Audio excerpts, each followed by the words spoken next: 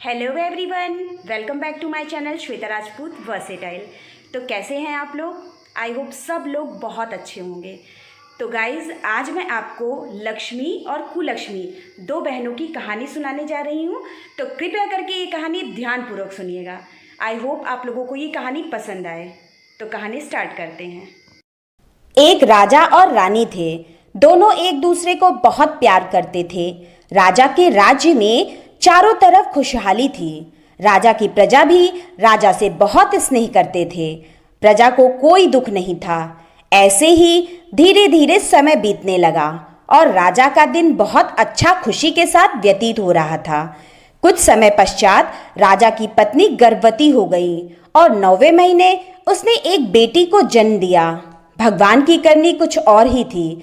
बेटी के जन्म के पश्चात रानी चल बसी। रानी के जाने के बाद राजा को बहुत सदमा लगा। राजा के मन में बैठ गया कि ये जो बेटी हुई है, इसी के कारण ही रानी की मृत्यु हुई है। राजा रानी को बहुत प्रेम करता था, इसलिए राजा की हालत पागलों जैसी हो गई थी। राजा अपनी बेटी को बिल्कुल भी प्यार नहीं करता था और ना ही उसकी तरफ देखता था। उसने उसे कुलक्ष्मी कह दिया और कहा कि इसी के कारण मेरी पत्नी की मौत हुई है। राजा ने कहा, ये मेरी रानी को खा गई, ये कुलक्ष्मी है।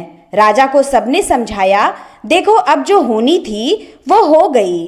रानी बहुत ही धार्मिक प्रवृत्ति की थी, वो शिव भक्त थी। रानी के जाने के बाद से राजा अपनी बेटी से नफरत करने लगा और धीरे धीरे वो सदमे में चला गया। अब ना तो उसका राजकाज में मन लगता और ना ही वे किसी को कोई राय देता। ये देखकर घर के सभी लोगों को राजा की चिंता होने लगी। अगर राजा राज्य को ध्यान नहीं देंगे तो राज्य का क्या होगा? पड़ोसी राज्य को पता चला तो वो कमजोर समझकर आक्रमण कर देगा और पूरा राज्य तहस नहस हो जाएगा। सबने राजा को बहुत समझाया, लेकिन राजा रानी के दुख से बाहर ही नहीं निकल पा रहे थे। राजा की अबोध सी पुत्री रोती रहती, लेकिन राजा उसे नजर भर के भी नहीं देखता था। दासियां ही उस राजकुमारी का लालन पालन कर रही थीं। राजा तो उसे कुलक्ष्मी कहता था और इसलिए उसका नाम ही कुलक्ष्मी पड़ गया। अब घर, रिश्तेदार और मंत्रियों ने सलाह की कि अगर ऐसे ही रहा तो कैसे चलेगा, इसलिए उन्होंने राजा से दूसरा विवाह करने का प्रस्ताव रखा। राजा को गम से निकालने के लिए ये भी जरूरी था और उस अबोध बच्ची के लिए माँ की जरूरत थी। दासियां कब तक उसका पालन पोषण करती? आखिर उसे भी तो एक माँ की जरूरत थी। फिर राजा का विवाह हो गया और दूसरी माँ आ गई। दूसरी माँ भी उससे बिल्कुल भी प्यार नहीं करती थी। वो कहते हैं ना, जब पिता ही नहीं प्यार करेगा तो दूसरी माँ कैसे कर सकती है। वो भी उससे नफरत करती थी। दूसरी रानी दूसरे के बच्चे से बिल्कुल भी प्यार नहीं करती थी। देखते ही देखते समय बीता और अब वो राजकुमारी 1 साल की हो गई। राजकुमारी ठुमक ठुमक के चलती तो भी राजा का मन उसके मासूमियत को देखकर नहीं पिघलता था। राजा अब भी उससे नफरत करता था। इसका फायदा दूसरी रानी उठाती थी। अब दूसरी रानी भी गर्भवती हो गई और उसने भी एक कन्या को जन्म दिया। इस बार रानी लड़की होने के बाद सही सलामत थी और राजा भी बहुत खुश था। कन्या होने के बाद रानी बिल्कुल ठीक थी, इसलिए उसने दोनों खुशखबरी के लिए ढेर सारी मिठाइयाँ बंटवाई। राजा ने दूसरी रानी की बेटी के नामकरण का आयोजन किया और राजा ने अपनी दूसरी बेटी का नाम लक्ष्मी रखा। अब लक्ष्मी और कुलक्ष्मी दोनों ही साथ पलने लगी। धीरे धीरे समय बीत रहा था। राजा लक्ष्मी से बहुत प्रेम करते थे और दूसरी तरफ कुलक्ष्मी से बहुत ज्यादा नफरत करते थे। कुलक्ष्मी राजा को फूटी आंख भी नहीं सुहाती थी। समय बहुत तेजी से बीत रहा था। लक्ष्मी को अच्छी शिक्षा दीक्षा का प्रबंध किया गया और कुलक्ष्मी को शिक्षा दीक्षा से वंचित रखा गया। दोनों बहनों में ज्यादा अंतर नहीं था। दोनों देखने में एकदम बराबर लगती थी। लक्ष्मी के जो भी कपड़े पुराने हो जाते वो कुलक्ष्मी पहनती थी, क्योंकि जब पिता ही प्रेम नहीं करता था तो दूसरा क्यों ही प्रेम करेगा। बेचारी की माँ तो थी ही नहीं। धीरे धीरे दोनों लड़कियां सयानी हो गईं। अब रानी ने राजा से कहा कि लड़कियां अब तो सयानी हो गई हैं, इनके विवाह के लिए सोचना चाहिए। कुलक्ष्मी अपनी माँ की तरह धार्मिक प्रवृत्ति की थी और लक्ष्मी उसका उल्टा। लक्ष्मी घमंडी थी। उसे अपने लालन पालन का घमंड था। उसे लगता था कि उसके पास माता पिता दोनों हैं। कहते हैं जिसे माता पिता का प्यार नहीं मिलता वे बड़े ही समझदार होते हैं। कुलक्ष्मी भी बड़ी ही समझदार थी। राजा को कुलक्ष्मी बिल्कुल प्यारी नहीं थी, परंतु प्रजा के लोग कुलक्ष्मी से बहुत प्रेम करते थे। राजा लक्ष्मी को बहुत ही प्रेम करते थे और दूसरी ओर राजा ने कड़कता से सबको मना कर रखा था कि कुलक्ष्मी उनके सामने कभी ना आए। इस बात का पूरा ध्यान रखा जाता था, लेकिन राजा चाहे जितनी नफरत करे लेकिन बेटी की शादी तो करनी ही है, क्योंकि कुछ भी हो थी तो वो राजा की ही बेटी। एक दिन रानी ने कहा, राजा साहब अब लड़कियां बड़ी हो गई हैं, इनके लिए लड़का तलाशा जाए। राजा ने कहा, रानी जितनी जल्दी हो सके शादी करें, जिससे कुलक्ष्मी का काला साया हमेशा के लिए इस महल से हट जाए। रानी तो वैसे भी कुलक्ष्मी को पसंद नहीं करती थी। वो उससे सारा काम करवाती थी और वो चाहती थी कि कुलक्ष्मी दुखी रहे। रानी ने राजा से कहा कि कुलक्ष्मी बड़ी है, पहले उसकी शादी कर दीजिए। राजा ने कहा, उसकी शादी क्या करनी है, जैसी वो है वैसा ही उसके लिए लड़का देखा जाएगा। तो रानी ने कहा, राजा साहेब उसके लिए तो अंधा लंगड़ा काना जैसा भी लड़का हो चल जाएगा। वो जहाँ जाएगी वहाँ का बेड़ा गर्क करेगी। यहाँ तो अपने माँ को होते ही खा गई और वहाँ भी न जाने क्या होगा। पता नहीं हमें क्या क्या सुनने को मिले। राजा ने कहा, सही बात है। राजा ने तुरंत ही अपने नाई और ब्राह्मण को बुलाया और अपनी सभा में कहा कि कुलक्ष्मी के लिए कोई अंधा वर ढूंढ के लाओ। अब नाई और ब्राह्मण कुलक्ष्मी के लिए वर की तलाश में चल दिए। चलते चलते वे बहुत दूर एक गांव में पहुंचे। वहां उन्होंने एक भिखारन को देखा। उसके एक बेटा था। माँ बेटे दोनों भीख मांग रहे थे। बेटा अंधा था, घर के नाम पे टूटी फूटी झोपड़ी थी। नाई और ब्राह्मण उसे देखकर बहुत खुश हो गए, क्योंकि उन्हें राज्य से निकले काफी समय हो गया था। राजा द्वारा आदेशानुसार वर ढूंढने में आज उनकी नजरों के सामने ऐसा ही वर था। वो नाई और ब्राह्मण उस भिखारन के पास गए और उससे कहने लगे, माई हम तेरे बेटे के लिए बहुत ही अच्छा रिश्ता लाए हैं। भिखारन पहले तो हंसी, फिर कहने लगी, क्यों भैया मेरा मजाक क्यों उड़ा रहे हो? भला कौन मेरे अंधे से बेटे से विवाह करेगा? तब नाई ने कहा, हम मजाक नहीं कर रहे हैं, आपके बेटे के लिए राजमहल से रिश्ता लाए हैं। भिखारन को पहले तो विश्वास नहीं हुआ, तब नाई ने विश्वास दिलाया। उसके बाद भिखारन ने विवाह का प्रस्ताव स्वीकार कर लिया। उसने सोचा, कर लेती हूँ, आखिर इसी बहाने हमारा नाता महल से जुड़ेगा। उसके साथ रिश्ता तय करके नाई और ब्राह्मण अपने राज्य लौट आए और उन्होंने आकर राजा को सारी बात बता दी। राजा ने कहा, ठीक है, जैसा लड़का चाहिए था वैसा मिल गया। राजा ने कुलक्ष्मी का विवाह उस अंधे भिखारी से कर दिया और दान दहेज के नाम पे कुछ भी नहीं दिया। बेचारी कुलक्ष्मी वहां से विदा होकर अपने ससुराल आ गई। जब ससुराल आई तो उसने देखा टूटी फूटी झोपड़ी है, बैठने के लिए भी सही से जगह नहीं है। बेचारी दुखी होकर बोली, हे भोले शंकर, ये आप कैसी परीक्षा ले रहे हैं? मेरा पति भी मिला तो अंधा, अगर सही होता तो हम दोनों मिलकर कुछ कर लेते। अब जो मेरा पति है वो मेरे लिए परमेश्वर है। मुझे जिस रूप में भी मिला है मैं हमेशा इसका साथ दूंगी। इसके बाद उसने अपने सासू माँ से कहा, माँ जो कुछ भी खाने के लिए बनाना है वो मुझे दे दीजिए, मैं खाना बना देती हूँ। वास्तव में उसकी सास और पति भीख मांगते थे और बदले में उन्हें जो भी मिलता था वो ही बना के खाते थे। कभी कभी तो वो भूखे ही सो जाते थे। उसकी सासू माँ ने उसे जो भी सामान दिया उसी से उसने खाना बनाया। खाना पहले अंधे पति और सास ने ग्रहण किया और उसके बाद जो बचा वो कुलक्ष्मी ने खाया। महादेव की मर्जी मानकर उनके साथ खुशी खुशी रहने लगी, अपने सास और पति के साथ रहने लगी। उसने उन्हीं में खुशी तलाश की। उधर अब रानी कहने लगी कि महाराज अब कुलक्ष्मी का विवाह तो हो गया है, उससे तो हमें छुटकारा मिल गया, लेकिन अब आप हमारी लक्ष्मी के लिए भी कोई अच्छा सा वर ढूंढ लीजिए। राजा ने फिर से नाई और ब्राह्मण को बुलाया और लक्ष्मी के लिए वर ढूंढने के लिए कहा। लक्ष्मी के लिए एक राजकुमार ढूंढने को कहा। फिर नाई और ब्राह्मण लक्ष्मी के लिए वर ढूंढने निकल पड़े। वो लोग एक चक्रवर्ती राजा के यहाँ पहुंचे। लक्ष्मी बहुत सुंदर थी, इसलिए उन्होंने राजा के चक्रवर्ती राजकुमार से विवाह का प्रस्ताव रखा। राजा के एक ही पुत्र था। उन्होंने वहां लक्ष्मी का रिश्ता तय कर दिया। समय से लक्ष्मी की बारात आई। राजा ने खूब दान दहेज दिया और लक्ष्मी को बड़ी शान और शौकत से विदा किया। उधर बेचारी कुलक्ष्मी जैसे तैसे अपना दिन काट रही थी। इधर लक्ष्मी रानी बनकर आई थी और रानी बनकर ही रही। लक्ष्मी को मायके में भी शानो शौकत मिला और विवाह के पश्चात यहाँ भी शानो शौकत और चक्रवर्ती राजकुमार मिला।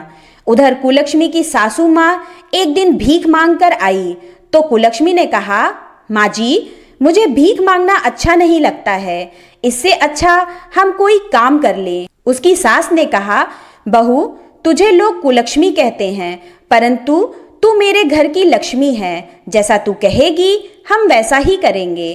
कुलक्ष्मी ने कहा, माँ जी, मैं इन पैसों से कुछ खरबूज खरीद कर लाती हूँ। गर्मियों का समय है, इस समय खरबूज और तरबूज बहुत बिकते हैं। मैं उसे बेचूंगी और उसी से हम अपना गुजारा करेंगे। कम से कम हम आत्मसम्मान के साथ तो रहेंगे। वैसे तो आप जब भी भीख मांगने जाती हैं तो 10 लोग ठुकराते हैं, उनमें से 1-2 लोग भीख दे देते हैं। मुझसे ये देखा नहीं जाता है कि लोग आपका अपमान करें, इसलिए आज से आप घर पे रहो और मैं ये तरकारी भाजी बेचने जाया करूंगी। सास ने कहा, बेटी, तू नई नहीं है, कहाँ जाएगी? कुलक्ष्मी ने कहा, नहीं नहीं, आप घर में रहो। सास बोली, ठीक है। अब कुलक्ष्मी ने उन पैसों से बाजार जाकर कुछ डलिया लिया और तरबूज खरबूज खरीद लिए। वो सब लेकर वो चल दी। जंगल के रास्ते से जहाँ एक मंदिर था, उसी मंदिर के सामने जाकर बैठ गई। खरबूजे बड़े ताजे ताजे थे और वैसे भी गर्मियों के मौसम में खरबूज और तरबूज लोगों को बहुत पसंद आते हैं। कुलक्ष्मी ने सारे फल बेच दिए। अब बस उसके पास 2 खरबूज बचा। उसी समय संयोग से माता पार्वती और भोलेनाथ उधर से गुजर रहे थे। माता पार्वती कहने लगी, देखिए भोलेनाथ, खरबूजे की महक यहाँ तक आ रही है, मुझे तो खरबूजा खाना है। भोलेनाथ ने कहा, अरे पार्वती, तुम भी किस चक्कर में पड़ रही हो? चलो कैलाश चलते हैं। तब तो तुमने कहा था कि तुम्हें सिर्फ पृथ्वी पर भ्रमण करना है, तो फिर अब तुमने कौन सी रट लगा ली? वो कहावत है ना कि नारी की बात को कोई टाल नहीं सकता। माता पार्वती हठ करने लगी कि नहीं नहीं, मुझे तो उसी रास्ते से जाना है। देखिए उधर से कितनी अच्छी खरबूजे की खुशबू आ रही है, कितने ताजे ताजे खरबूजे हैं उसके पास, और वो तो आपकी भक्त है। उसके बाद माता पार्वती और भगवान शंकर ने बूढ़े बुढ़िया का भेष धारण किया और पहुंच गए कुलक्ष्मी के पास। वहां पर उन्होंने जाकर कुलक्ष्मी से कहा कि बेटी, हम बहुत भूखे हैं, क्या हमें कुछ खाने को मिलेगा? कुलक्ष्मी ने कहा, हाँ माई, बैठो। इतनी गर्मी थी, इसलिए कुलक्ष्मी ने बूढ़े बुढ़िया को पहले पानी पिलाया और आराम से बिठाया। कुलक्ष्मी ने उन्हें खरबूजे खाने के लिए दिए। पार्वती मैया ने कहा, बिटिया, हमारे पास तो तुम्हें देने के लिए कुछ भी नहीं है, कहाँ से पैसे देंगे हम? खरबूजे तो हमने खा लिए। कुलक्ष्मी ने कहा, कोई बात नहीं मैया, आज मैंने भोलेनाथ की कृपा से खरबूजे खरीदे थे, वो सारे बिक गए, बस ये 2 बचे थे जो आपने खा लिए। आपने खाए तो ये मेरे लिए धर्म पुण्य का काम है। आप तो बूढ़ी माँ हैं, मेरे पास कोई माँ नहीं है, और आपने मुझसे इतनी प्यार से बेटी कहा है। बेटी शब्द सुनने के लिए तो मैं तरस गई थी। कभी मेरे पिता ने भी मुझे बेटी का प्यार नहीं दिया। तब पार्वती माता ने कहा, बिटिया, मैं इतनी दूर से आई हूँ, मेरी सांस फूल रही है और मेरे पैरों में बड़ा दर्द हो रहा है। और पार्वती मैया वहीं बैठ के निढाल हो गईं।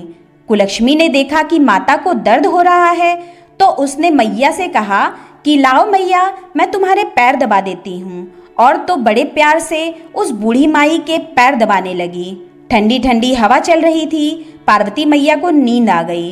कुलक्ष्मी ने अपने आंचल से मैया को हवा दी ताकि उन्हें कोई मक्खी मच्छर परेशान न कर सके, और भोलेनाथ भी उधर लेट गए। जब पार्वती मैया की आंख खुली तो मैया बड़ी प्रसन्न हुई और कहने लगी, बिटिया, तूने तो मेरी बहुत सेवा की है। मेरे पास तो तुझे देने के लिए कुछ भी नहीं है। उसने कहा, कोई बात नहीं मैया, मेरे पास कोई माँ नहीं है। तुम्हारी सेवा करके मुझे माँ जैसा अपनापन मिला है। ऐसा लगा जैसे तुम मेरी माँ हो। तब पार्वती माता ने कुलक्ष्मी से कहा, अच्छा बेटी, अब हम चलते हैं। और जाते समय माता पार्वती ने भगवान शंकर से कहा, सुनिए, आपकी झोली में कुछ है तो इस बिटिया को दे दो। भोले बाबा कहने लगे, मेरे पास क्या है? पार्वती माता ने कहा, वो भभूति निकाल कर दे दीजिए। भोले बाबा के पास तो भांग, धतूरा, भभूति यही चीज होती हैं। और भोले बाबा की झोली से माता पार्वती ने भभूति निकालकर कुलक्ष्मी को दे दिया। कुलक्ष्मी बड़ी खुश हुई। उसने आंचल पसार के वो भभूति ले ली और खुशी खुशी अपने घर चल दी। घर आकर वो अपनी सासू माँ से कहने लगी कि माँ, आज मैंने वहाँ एक बूढ़ी माँ और बूढ़े बाबा की सेवा करके मुझे असीम आनंद मिला। और देखो माँ, मेरी आज की कमाई, आज इतने सारे खरबूजे भी मिल गए। कुलक्ष्मी ने कहा, माँ, अब आप लोगों को कहीं जाकर भीख मांगने की जरूरत नहीं है। अब हम मेहनत से काम करेंगे और भोले बाबा की कृपा रही तो हम सम्मान की जिंदगी जिएंगे। हमें भीख नहीं मांगना पड़ेगा। उसकी सास बोलने लगी, बेटा, मैं तो तेरे जैसी बहू पाकर निहाल हो गई। मैंने तो कभी सोचा भी नहीं था कि मेरे बेटे का कभी विवाह भी होगा। मुझे नहीं पता था कि मेरे बेटे के नसीब में इतनी संस्कारी बहू लिखी है। मैं तो भगवान की बहुत ऋणी हूँ कि भगवान ने मेरे बेटे की किस्मत में तुम्हें लिख दिया। कुलक्ष्मी ने कहा, आज जो बूढ़े बाबा और माई आए थे, उन्होंने मुझे ये भभूति दी है। इसका मैं क्या करूं? उसकी सास ने कहा, शाम को बेटा को आने दो, जैसा वो कहेगा वैसा ही करना।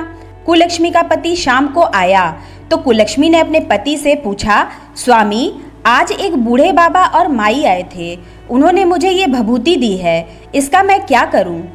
उसके पति ने कहा, एक काम करो, इसे घर के चारों कोनों में रख दो और जो बचे उसे संदूक में रख दो और पूरे घर में इसे छिड़क दो और थोड़ा सा तुलसी के पौधे में डाल दो।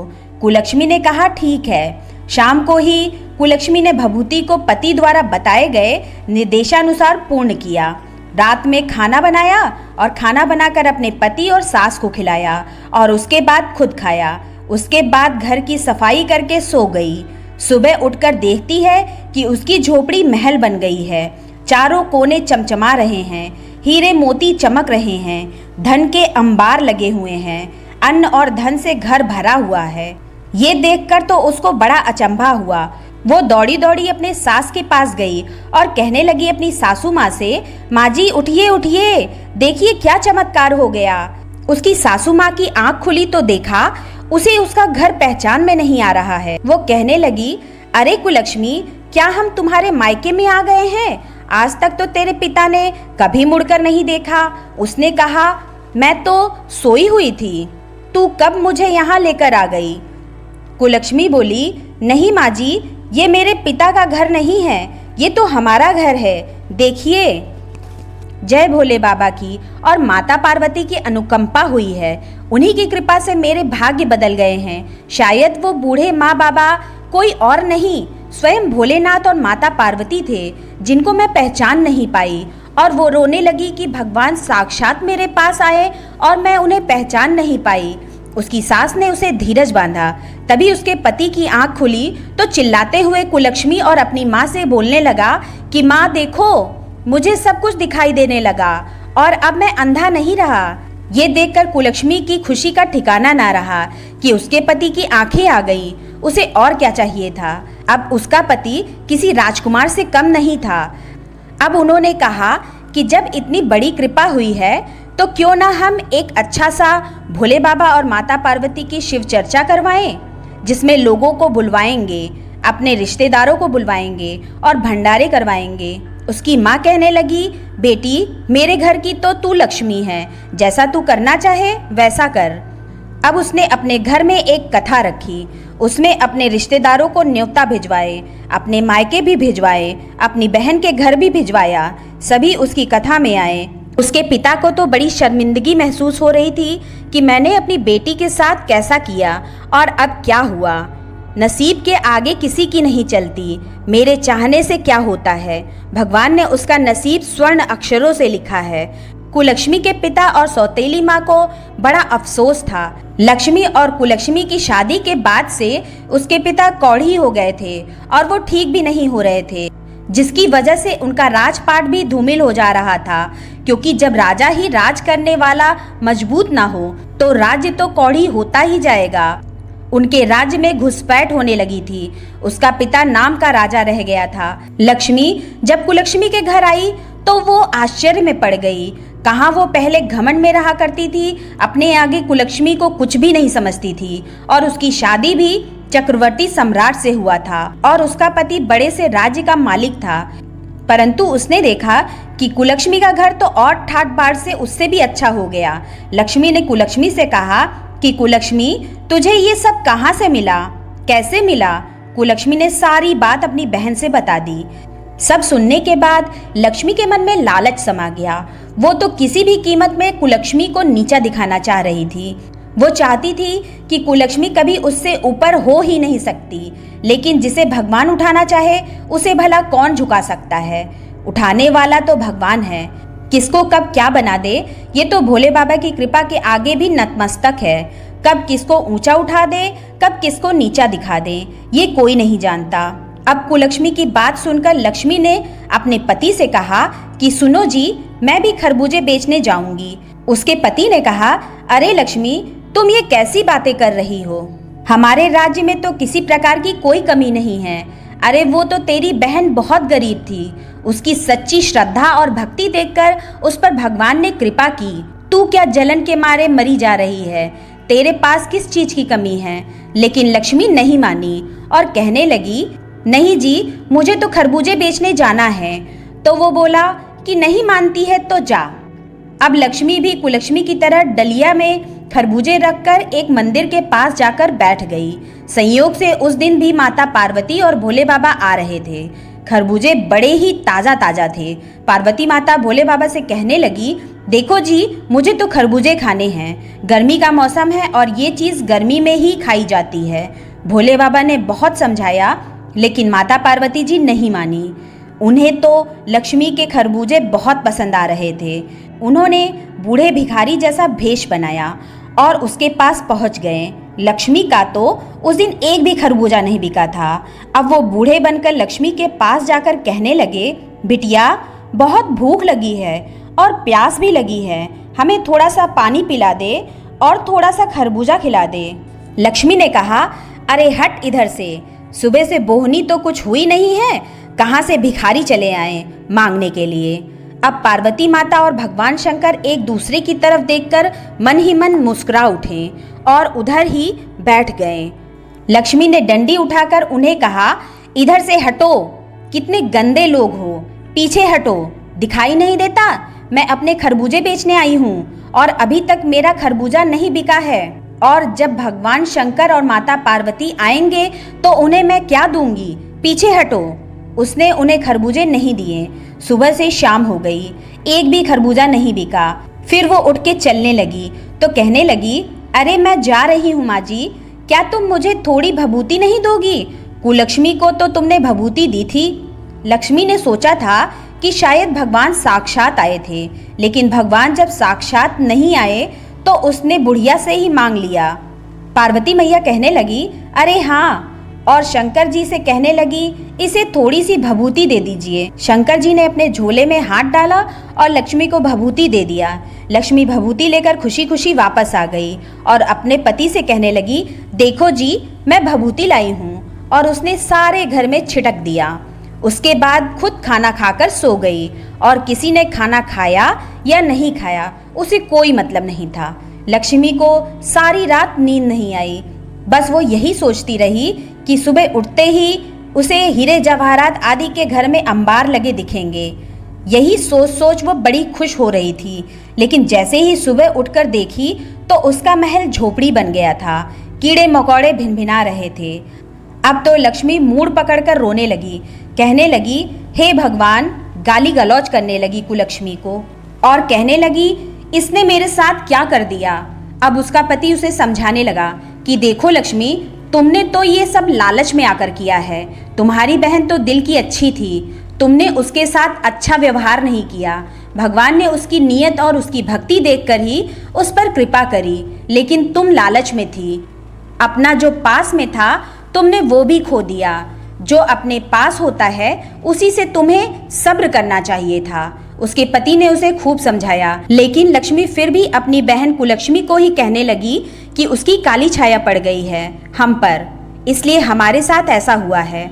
उसके पति ने उसे डांटा और कहा, लक्ष्मी अब भी सुधर जाओ। और तब उसके मायके में ये खबर पहुंची तो राजा और रानी लक्ष्मी से मिलने आए। लक्ष्मी ने उन्हें भी कहा, दूर हटो, दूर हटो, मुझे तुम्हारे जैसे माँ बाप की जरूरत नहीं है। तुम लोग तो कौड़ी हो और मैं तुम जैसों को अपने साथ नहीं रखूंगी। उसके माँ बाप तो अपनी बेटी के दुख में दुखी होने आए थे, लेकिन लक्ष्मी ने उन्हें भी झिझक दिया। और जब ये बात लक्ष्मी को पता चली कि उसके माता पिता भी दर दर के भिखारी हो गए हैं और उसकी बहन का भी सारा राजपाट नष्ट हो गया है, तो कुलक्ष्मी अपने पति के साथ आई और अपना आधा धन देकर छोटी बहन का राजपाट बसवाया और अपने माता पिता को अपने साथ ले गई और उनकी बहुत सेवा की।